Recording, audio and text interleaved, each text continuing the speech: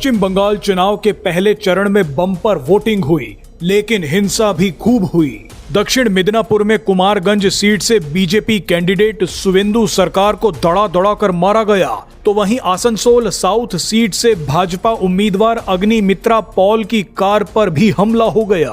Voting के दौरान ऐसी घटना देश के किसी और राज्य में हुई होती तो लोकतंत्र अभी तक खतरे में पड़ चुका होता। जर्मनी जैसे देश में बैठे यूट्यूबर्स दोस्तों दोस्तों बोल के बवाल काट देते, लेकिन पश्चिम बंगाल की हिंसा पर सब खामोश हैं। इसी बीच ममता बनर्जी को जिताने के लिए मुस्लिम भारी संख्या में घरों से निकल आए। आपको ममता बनर्जी का कुछ दिन पहले दिया गया वो बयान याद होगा, जिसमें उन्होंने कहा था कि अगर तृणमूल रही तो फिर मिलेंगे और रहा तृणमूल तो फिर मिलेंगे। कई लोगों को लगा कि ममता बनर्जी ने चुनाव से पहले ही हार मान ली है, लेकिन यहाँ पर ममता बनर्जी ने जबरदस्त पॉलिटिक्स खेली थी। उन्होंने अपने मुस्लिम वोट बैंक को एक्टिवेट किया था। ममता बनर्जी ने अपने वोट बैंक को इशारा कर दिया था कि मुझे जिताने के लिए जान लगा दो, नहीं तो बीजेपी जो करेगी उसे झेलना।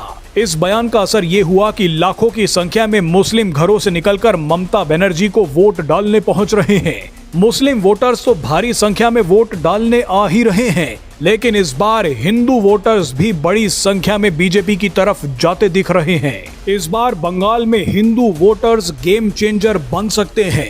ये कैसे होगा वो आपको आगे बताएंगे, लेकिन उससे पहले देखिए कि मुस्लिम वोटर्स ममता बनर्जी को जिताने के लिए क्या कर रहे हैं। पश्चिम बंगाल में ममता बनर्जी की जीत के लिए एक सबसे बड़ा फैक्टर हमेशा से ही मुस्लिम वोट बैंक रहा है।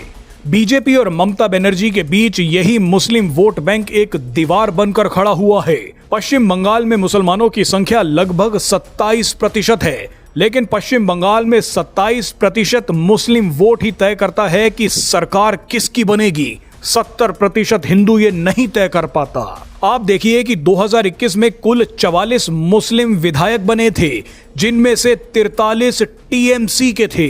यानी बंगाल का मुस्लिम अब कांग्रेस और लेफ्ट पार्टियों में नहीं बट रहा, वो पूरी तरह से ममता बनर्जी को जिताने के लिए जुट गया है। इस बार भी मुस्लिम वोटर्स ममता बनर्जी को जिताने के लिए अपने घरों से निकल आए हैं। लेकिन 2026 का चुनाव थोड़ा अलग भी है। सबसे पहले तो ये एसआईआर के बाद पहला चुनाव है। एसआईआर की वजह से 91 लाख वोट कट गए थे, जिनमें डुप्लीकेट, डिस्प्यूटेड और डेड वोटर्स शामिल थे। लेकिन एसआईआर से नाम ना कट जाए, इसीलिए अलग अलग राज्यों और शहरों में बसे बंगाल के वोटर्स बड़ी संख्या में वोट डालने बंगाल पहुंच रहे हैं। इनमें ज्यादातर लेबर्स और मेड्स के वोट्स हैं। बाकी वोटर्स भी बंगाल पहुंच रहे हैं। ऐसे में बंगाल की वोटर लिस्ट से लाखों नाम कटने के बावजूद भी बम्पर वोटिंग हो रही है।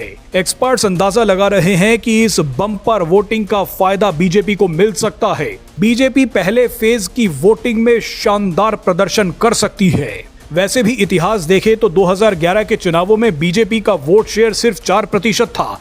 2016 में ये बढ़कर 10% हो गया। 2021 के चुनावों में ये करीब 38% तक पहुंच गया। यानी बंगाल में बीजेपी की ग्रोथ रेट जबरदस्त है और 2026 में बीजेपी दावा कर रही है कि वो सरकार बना रही है।